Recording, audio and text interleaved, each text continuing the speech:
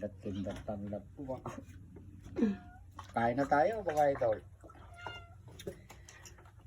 Magandang tanghali po sa inyong lahat mga followers, viewers.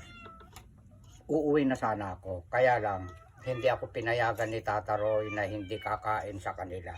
Ayan. Pinagkape niya ako 2 beses. Tapos alalaking pandesal. May saging pa na sa banga. Kaya konti na lang po ito. Kakainin ko.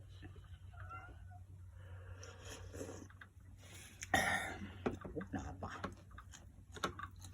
At hindi pala sili nito.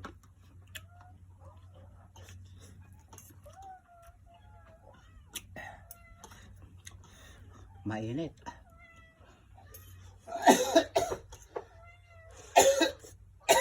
Excuse me po.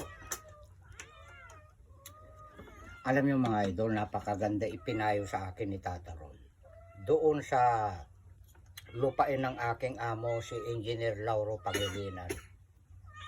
Caretaker po ako ng dragon fruits doon. Sinabi sa akin ni Tata Roy, taniman ko raw ng kalabasa sa pagipagitan ng dragon fruit. Lalagyan ko raw ng plastic. Parang tama, engineer, tataniman ko po.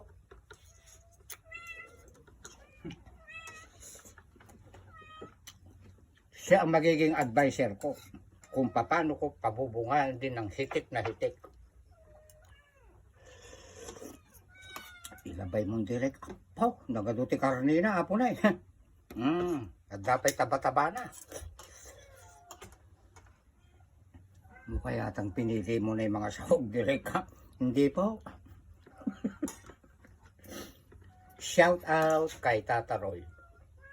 At saka kay Bobet Cabigon. Hanga ako sa kanila. Kumita po. Sila sa kalabasa.